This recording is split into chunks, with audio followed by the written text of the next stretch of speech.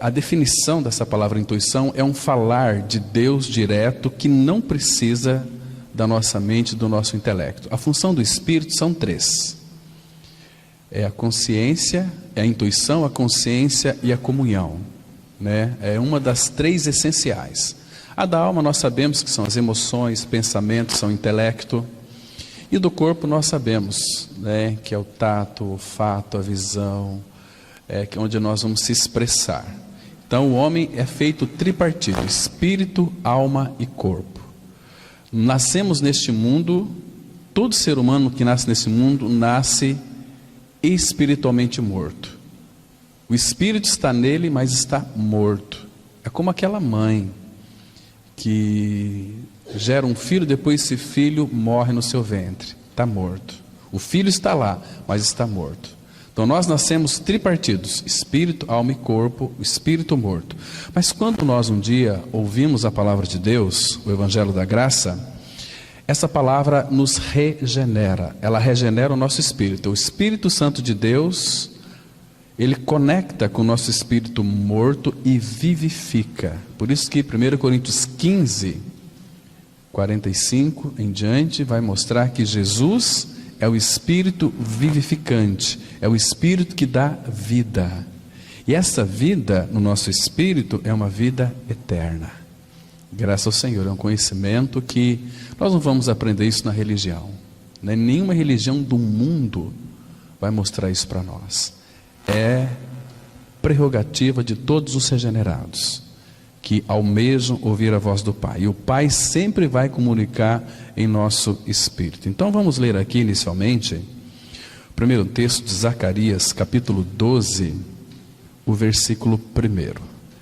Zacarias 12, 1, a palavra ela diz assim: Fala o Senhor, o que estendeu o céu, fundou a terra e formou o espírito do homem dentro dele. Vamos ter uma palavra de oração. Pai, mais uma vez nós te agradecemos por esta manhã tão fria. Obrigado pela noite que o Senhor nos concedeu. Obrigado, Pai, porque nesta manhã as tuas misericórdias já se renovaram sobre as nossas vidas. Elas não têm fim, elas são a causa de nós não sermos consumidos. Obrigado, Pai, porque o Senhor tem colocado em nosso coração essa disposição para nos reunirmos como teu povo, como a tua igreja. Pai, nós queremos que somos a tua igreja, somos um organismo vivo. Pai, nós não defendemos nenhuma denominação, mas somos o teu povo, um povo separado para ti mesmo. Nós sabemos, ó Pai, que tu nos chamou, porque tu nos viu em Cristo desde a fundação do mundo. E nesta manhã, Pai, tão graciosa, que teu maravilhoso Espírito Santo traga toda a revelação, todo o entendimento em nosso espírito. Queremos ouvir a tua voz. Fala, Senhor, porque nós estamos com os nossos ouvidos abertos e os olhos do coração também abertos para receber as tuas comunicações. Usa-nos para a tua glória. Nos dê alegria para receber a tua palavra e também para proclamar a tua palavra. Em nome do Senhor Jesus nós oramos. Amém. Amados, é importante que nós venhamos a saber que uma vez que nascemos de novo, nós temos um espírito humano, como era o Senhor Jesus. O Senhor Jesus, quando ele nasceu neste mundo, o espírito humano dele já era, porque ele não tinha pecado. Então o que realmente fez com que o nosso espírito morresse foi o pecado que entrou no mundo através de Adão. Quando Adão pecou, toda a humanidade em Adão também morreu, porque Deus havia dito para Adão, lá em Gênesis 2, 16, 17, no dia em que vocês comerem do fruto do conhecimento do bem e do mal, vocês irão morrer. E eles morreram espiritualmente. Adão não morreu fisicamente naquele dia. Como é que nós sabemos disso? Porque nós estamos aqui, né? Mas foi uma morte espiritual, foi uma separação de Deus. O momento em que o pecado entrou em Adão, toda a humanidade caiu com Adão também. Não apenas os seres humanos, mas toda a criação, ela sofre. As árvores sofrem, os animais sofrem. Então tudo isso está sob o efeito da queda, um efeito de morte, um efeito de deterioração. Tanto é que o ser humano que nasce neste mundo, ele nasce para morrer, não para viver, né? Então uma pessoa, ela começa a morrer a partir do dia que ela nasce. Cada dia que passa, Paulo vai dizer o seguinte: ainda que o nosso homem exterior se corrompa, vai se envelhecendo, enrugado, enfraquecendo, o homem interior, o espírito regenerado, ele se renova de dia em dia. Isso é maravilhoso. Agora, claro, irmãos, não se preocupe com relação ao teu corpo, porque no dia da redenção, eu e você, diz Filipenses 3, 20 e 21, que nós receberemos um corpo semelhante ao corpo da sua glória. Porque hoje nós sabemos que o Senhor Jesus, ele está no trono, um homem no trono, que é 100% homem, que é 100% Deus, assentado na glória. E ele, diz a Bíblia, em Hebreus capítulo 6, ele é o precursor que fez o caminho primeiro para nós. Ele entrou primeiro. Então, claro que ele está lá, nós já estamos em Cristo pela fé, e a Bíblia vai dizer em Romanos que nós já fomos glorificados, mas nós não fomos glorificados ainda. Sabe o que isso significa? Que a nossa glorificação, ela será certa. Imagina, irmãos, naquele dia receberemos um corpo que não se corrompe mais, que não vai mais passar pela morte, não vai passar por nenhuma corrupção mais. Será um corpo eterno, um corpo que viverá pelos séculos dos séculos dos séculos. E interessante, é um corpo conforme o corpo da sua glória, o corpo de Cristo. Aquele corpo que ele tem glorificado, o homem de 33 anos, todos nós também teremos um corpo semelhante ao corpo dele, porque ele disse, e a palavra de Deus é a verdade. Amados, veja que coisa mais interessante.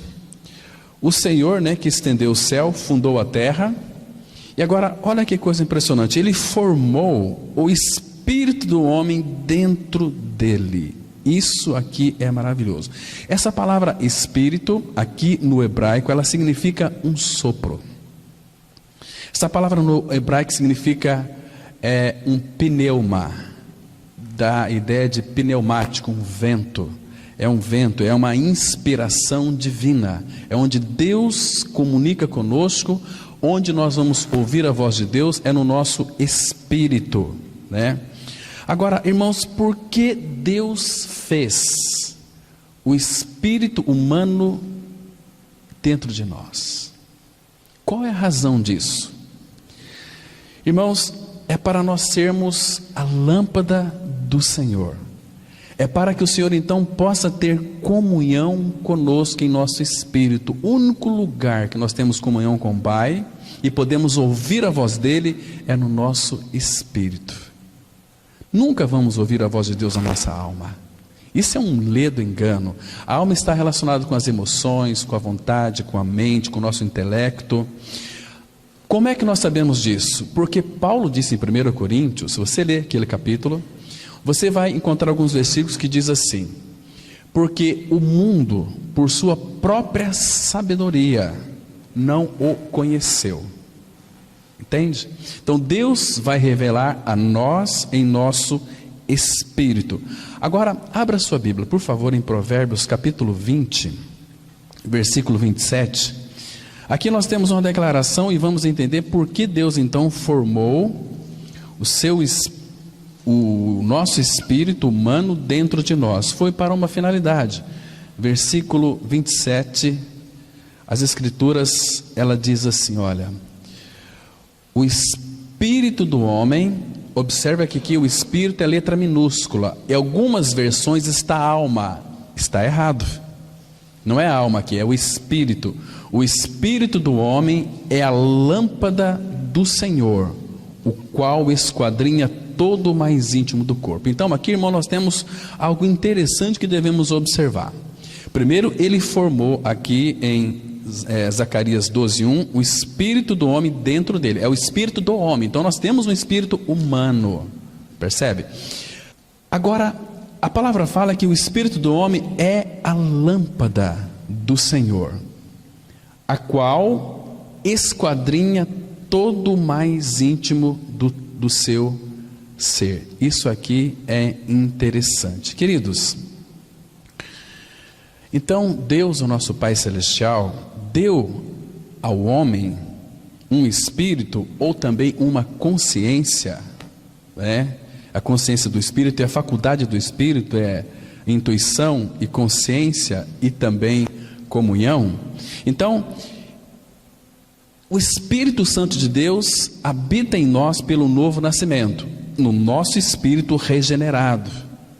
Onde que é a casa de Deus? Em nosso espírito. Deus é espírito. Vocês estão me compreendendo? E Deus não vai habitar algo que não seja semelhante a Ele.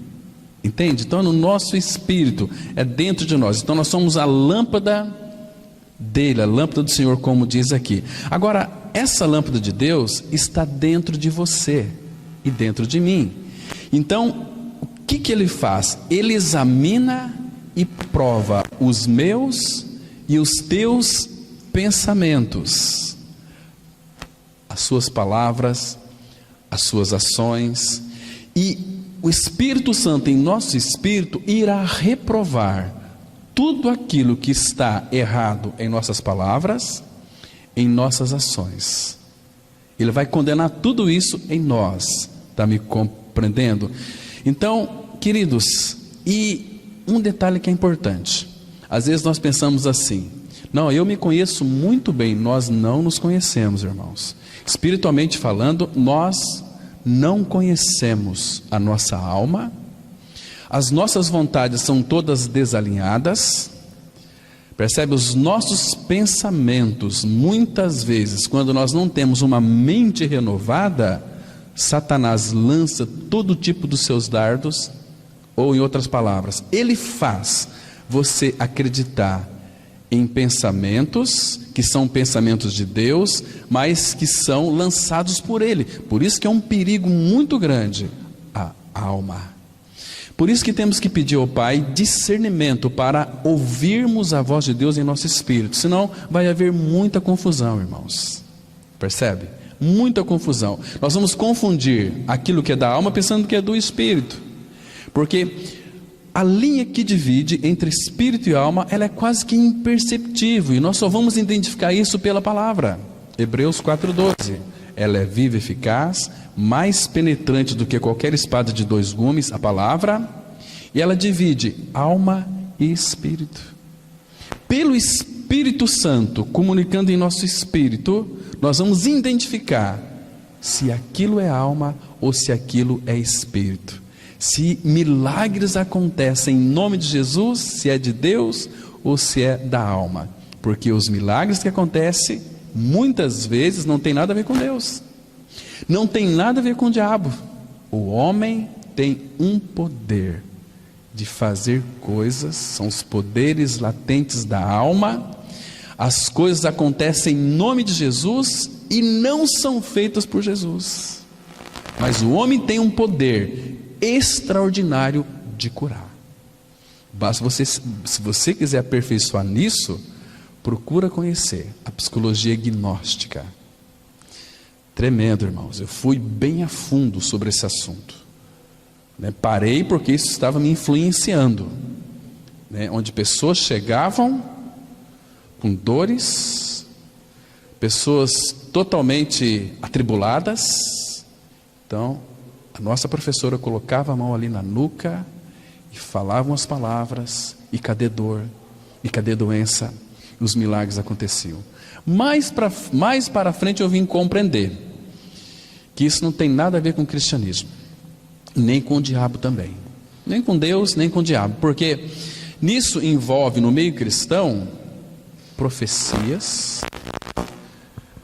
expulsão de demônios e curas. Lembra que Jesus Cristo disse em Mateus 7, versículo 22 e 23, naquele grande dia, quando você morre, depois você vai se apresentar diante do Senhor, muitos dos evangélicos serão decepcionados, porque nunca nasceram de novo, nunca creram que morreram e ressuscitaram com Cristo, estarão diante do trono e eles perguntarão assim para o Senhor: Senhor, como que o Senhor vai nos condenar? Nós, porventura, não profetizamos em Teu nome? E em Teu nome não expulsamos demônio? E em Teu nome não fizemos muitos milagres? A resposta do Senhor, infelizmente, é muito triste: apartai-vos de mim, vós que praticais a iniquidade, nunca vos conheci. Porque Jesus Cristo, irmão, Ele não é apenas o nosso advogado, mas Ele é também, Apocalipse 1:5, a fiel testemunha. Então, diante do trono, Ele está ali como advogado, como juiz e como a testemunha fiel. Então, somente Ele sabe aqueles que Ele atraiu, que creram em sua atração, na sua morte e ressurreição com Ele. Então não vai ter como enganar o Senhor. Ele sabe de todas as coisas, irmãos, antes delas existirem. Então é diante dele que nós vamos estar tratando. Agora, irmãos, este Espírito aqui está dentro de você, e ele tem uma percepção do que é certo e errado. Está me compreendendo? Então ele aprova as coisas certas e condena aquelas erradas que eu e você nós praticamos. Por isso que eu disse aqui, me referi anteriormente, que nós não conhecemos quem nós somos. Você sabe quando é que você vai se conhecer? Quanto mais você conhece o Senhor, mais você vai saber quem é você. Quanto mais você se aproxima da luz, Deus não é luz, e nele não habita treva nenhuma. Quando mais nós nos aproximamos dele, pela nossa intimidade, comunhão com ele, mais perto da luz nós estaremos. E a luz dele, ela incide sobre as nossas trevas, então nós podemos ver quem nós somos de fato. Entende, irmãos? Quanto mais nos aproximamos dele, mais nós teremos a revelação de quem nós somos. Por isso que o salmista disse assim, no Salmo 139, vamos lá, irmãos, versículo 23, Salmo 139, versículo 23 e 24. As Escrituras, elas são contundentes aqui nesse aspecto. Às vezes nós cantamos aquela canção, né? Sonda-me, ó Senhor, e me conhece. Diz assim a palavra, Salmo 139, versículo 23 e 24. Olha o que a Bíblia diz, olha só. Sonda-me, ó Deus, e conhece o meu coração. Por que Davi fez esta oração aqui? Porque ele não se conhecia. Mas Davi era um homem sábio, um rei de Israel, um homem segundo o coração de Deus. Ele faz esta oração aqui, né? Sonda-me. Essa palavra sonda-me é uma ideia de fazer. Alguém já fez aqui endoscopia? É aquela sonda que coloca dentro e vai perscrutando ali o seu estômago, intestino, aquelas. É essa ideia aqui. Sonda-me, ó Deus, pelo teu Espírito sonda-me. Lembra que o nosso Espírito é a lâmpada do Senhor. Então ele esquadrinha todo o nosso ser. Ele habita dentro, ele sabe os teus pensamentos. A palavra fala em Ezequiel 11, versículo 5, a palavra não me saiu à mente ainda, e tu, Senhor, já a conheces toda. Estão me compreendendo, irmãos? Que Deus que nós temos como Pai. Você é filho, né? Conhece o meu coração, prova-me e conhece os meus pensamentos. Vê se há em mim algum caminho mau, guia-me pelo caminho eterno. Que oração sábia. Sonda-me, me conhece, vê se há em mim algum caminho mau, porque eu não sei. Quem pode dirigir-se a si mesmo? Muitos pensam que podem, mas quem se autodirige terá de dar conta de si mesmo depois, diante do Senhor. Então, graças ao Senhor, quando nós nascemos de novo, nós somos guiados por uma pessoa chamada Espírito Santo. Ele nos dá todos os recursos espirituais para vivermos uma vida adequada neste mundo. uma vida que glorifique o Pai em todas as coisas. Hoje à noite nós vamos tratar um pouquinho sobre o servo. Ontem eles não me deixaram falar sobre este assunto, né? Graças ao Senhor que houve muito debate, muita discussão, né? Isso é bom, porque graças ao Senhor os nossos jovens estão crescendo de uma forma assustadora.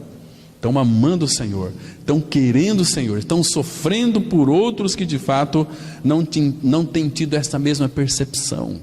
Então tem sido muito agradável estar com esses meninos, ouvindo a palavra, ouvindo a mentalidade deles, que são maduras. Esses jovens aqui, irmãos, não é porque são nossos jovens aqui, né? Mas nós somos a igreja do Senhor.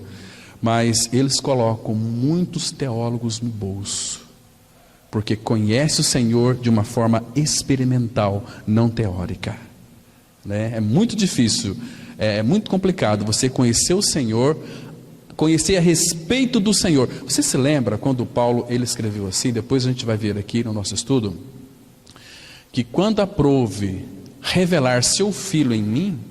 Por que Paulo disse isto? Revelar seu Filho em mim, porque Deus não revelou o Filho para mim, mas em mim. Porque, irmão, sabe o que isso significa? Que Paulo estava dizendo o seguinte, ele estava dizendo o seguinte: revelar em mim, dentro de mim, significa que eu o conheci pelas Escrituras. Paulo era um perito no Antigo Testamento. Mas, então, revelar seu Filho em mim significa, eu não apenas conheço as Escrituras, mas eu conheço o Senhor das Escrituras e tenho uma experiência com Ele. Em mim, dentro de mim. Isso é cristianismo puro, genuíno, sem máscara, sem hipocrisia, realidade espiritual dentro de nós. Irmãos, o dia que você perceber que quem habita no teu espírito é a verdadeira sabedoria, é uma sabedoria que ninguém deste mundo pode resistir. Lembra de Estevão em Atos 7? Ele estava discutindo ali, pregando para aqueles teólogos, e a palavra fala que aqueles fariseus não podiam resistir à sabedoria pela qual o Espírito falava através de Estevão. Que sabedoria mais profunda, irmãos. Que linda sabedoria. Porque existe uma diferença entre conhecimento e sabedoria. Algumas vezes nós damos palestras sobre psicologia, né? As pessoas falam, nossa, mas que sabedoria que você tem. Não, isso não é sabedoria, isso é conhecimento. Sabedoria é aquilo que Deus dá. Sabedoria, ela se manifesta de que maneira? Ela é tão impressionante. Uma vez, falando lá na Universidade Estadual de Londrina, para um grupo de filósofos, e uma professora fez uma pergunta, uma doutora em filosofia.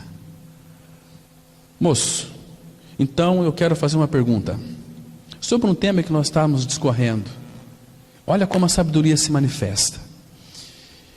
E eu não entendi nada do que ela estava perguntando para mim.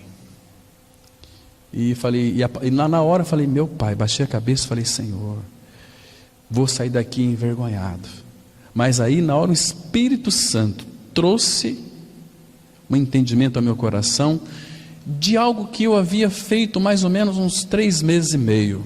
Me fez eu recordar de tudo aquilo, não esqueci mais. Falei umas palavras técnicas, questão de medicina, dizendo que era a mesma coisa. Então depois ela sentou e todos se levantaram e aplaudiram. Deus nunca vai permitir que um filho dele seja envergonhado em qualquer ambiente. O nome dele vai ser glorificado em nós em todas as coisas. Nós vamos ser perseguidos, sim, porque, irmãos, nós vamos ver hoje à noite a questão do servo. Aquele servo, Senhor Jesus, que é Deus, fez-se homem, fez-se carne por amor a mim e a você.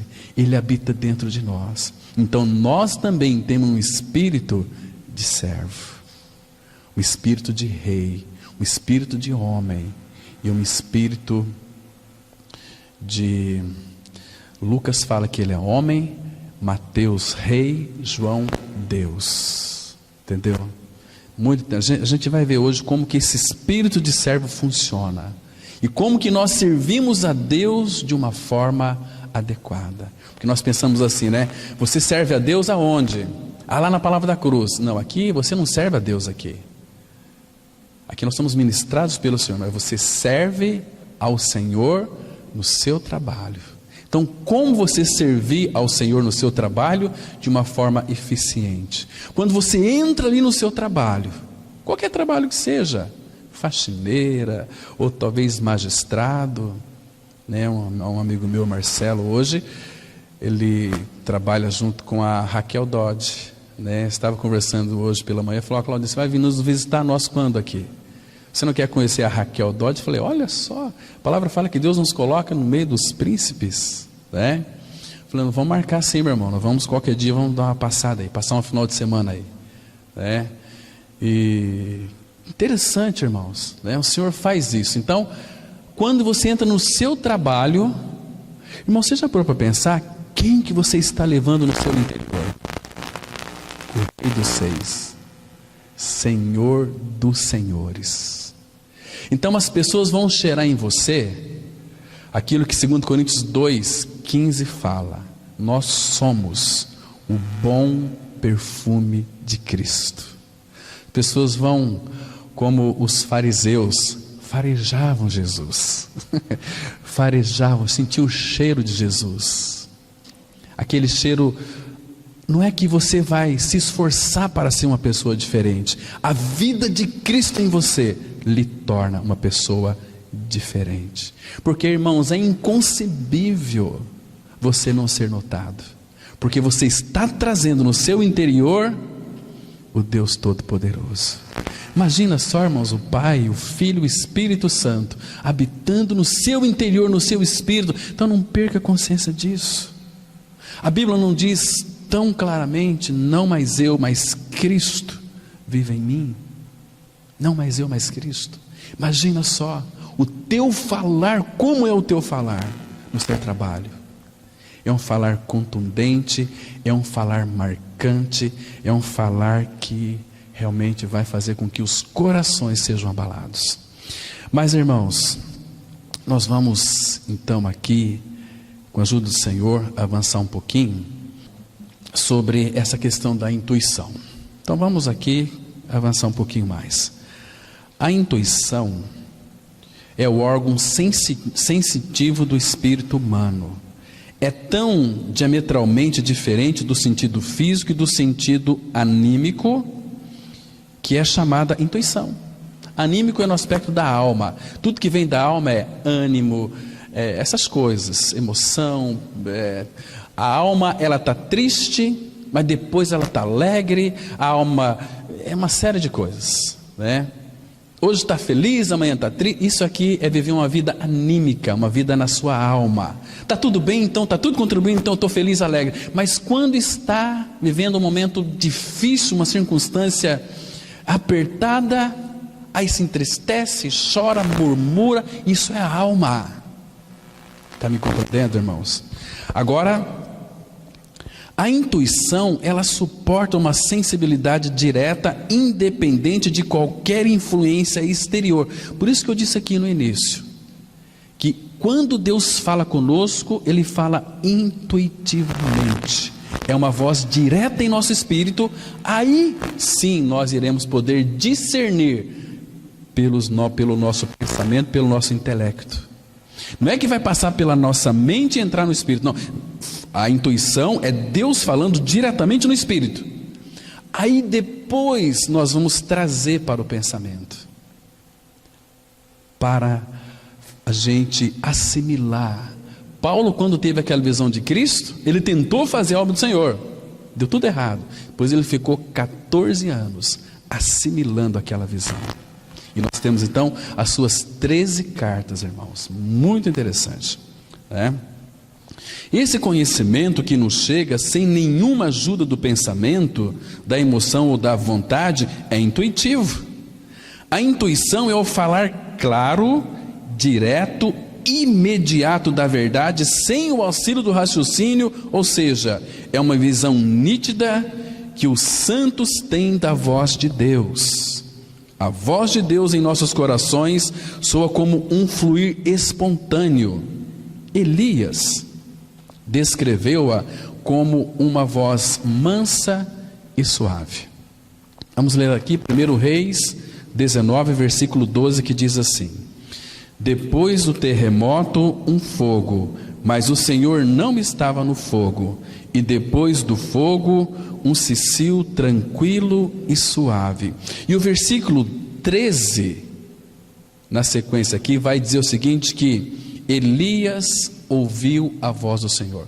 Primeiro veio um terremoto, tremendo toda a terra.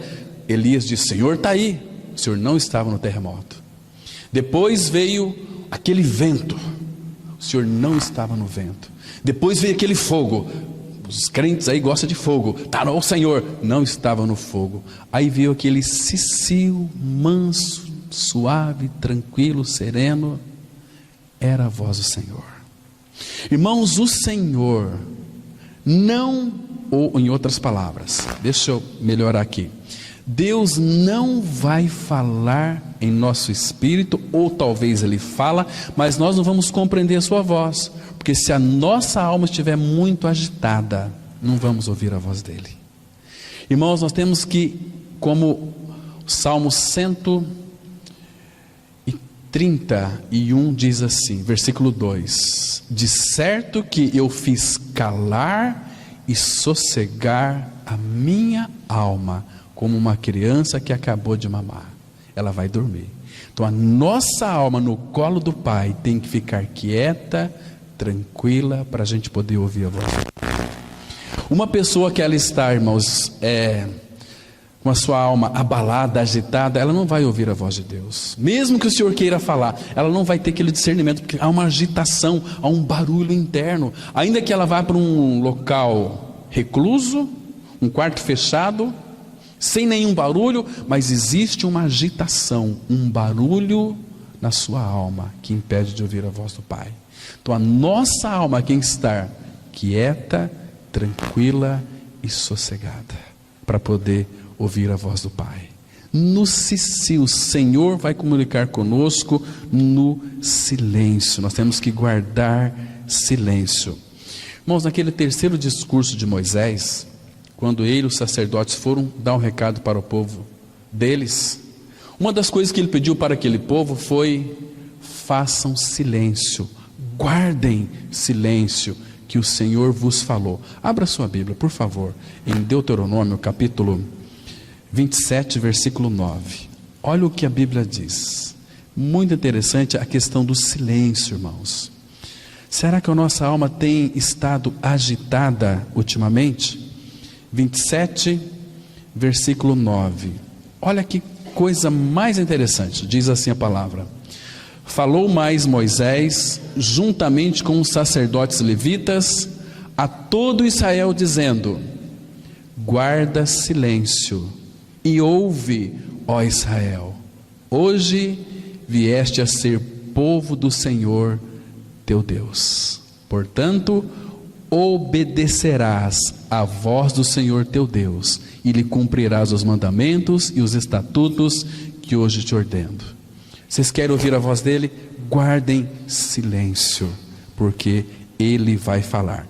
Abra em Lamentações capítulo 3, versículo 26, outro texto muito interessante.